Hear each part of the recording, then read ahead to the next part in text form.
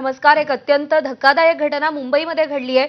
11:15च्या सुमारास एक व्यक्ती साकीनाका परिसरात मॅनहोलमध्ये पडलेला आहे। आता 2:15 वाजता सगळी पथकं आणि यंत्रणा तिकडे पोहोचलेली आहे आणि शोधण्याचं काम सुरू आहे। आपली प्रतिक्रिया। मी आता या ठिकाणी घटनास्थळीच आता पोहोचलेलो आहे आणि ज्या मेन होल मधून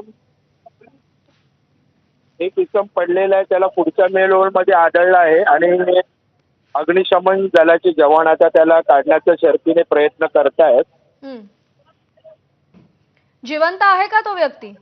हो, जिवंत आहे असं कळते आहे। अजूनपर्यंत आपले जवान त्या मेन होल मध्ये गेलेले नाहीत, कारण छोटा मेन होल असल्या कारणाने थोडीशी अडचण निर्माण होते आणि आपण पहिल्या प्रथम त्याला वाचवण्याचा आपण प्रयत्न करूया।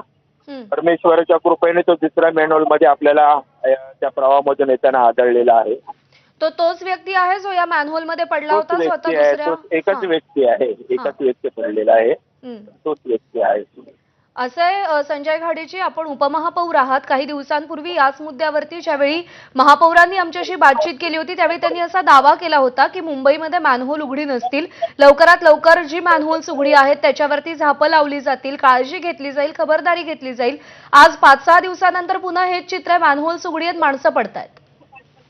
आपलं म्हणणं 100% खरं आहे। मी स्वतः उपमहापौर या नात्याने आणि मुंबईचा नागरिक या नात्याने आयुक्तांना पत्र दिलं होतं की आपण या सर्व मॅनहोलची तपासणी करायला अधिकाऱ्यांना सांगा।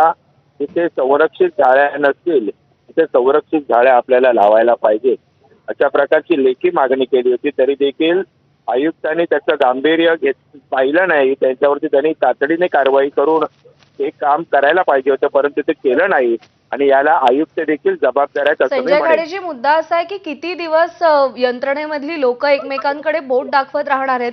सर्वसामान्य मुंबईकर, सर्वसामान्य माणूस किती दिवस असाच वेगवेगळ्या मॅनहोलमध्ये पडत राहणार, पुराच्या पाण्यात अडकत राहणार, लोकलमध्ये लटकत राहणार? किती दिवस हे असंच सुरू राहणार?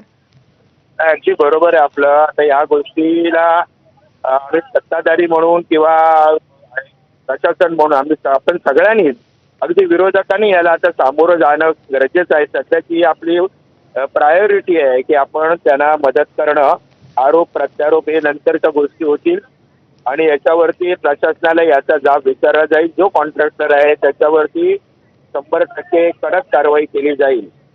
धन्यवाद। संजय घाडीजी, मुद्दा असा आहे की पावसाळा सुरू होण्यापूर्वी बरेच पाहणी दौरे झाले, पावसाळ्यापूर्वी नालेसफाईच्या कामांची पाहणी झाली, ते दौरे बऱ्यापैकी चर्चेतही राहिले, आपलेही आणि महापौरांचे सुद्धा। पण मग त्या दौऱ्यात तुम्ही पाहणी कसली केली जर हे मॅनहोल्स अशा पद्धतीने उघडे राहत असतील तर? संजय घाडी यांच्याशी सध्या संपर्क होऊ शकत नाही, आपण पुन्हा एकदा त्यांच्याशी संपर्क साधायचा प्रयत्न करूया। दरम्यान दिलीप लांडे यांच्याशी आमच्या प्रतिनिधींनी बातचीत केली आहे, पाहूया।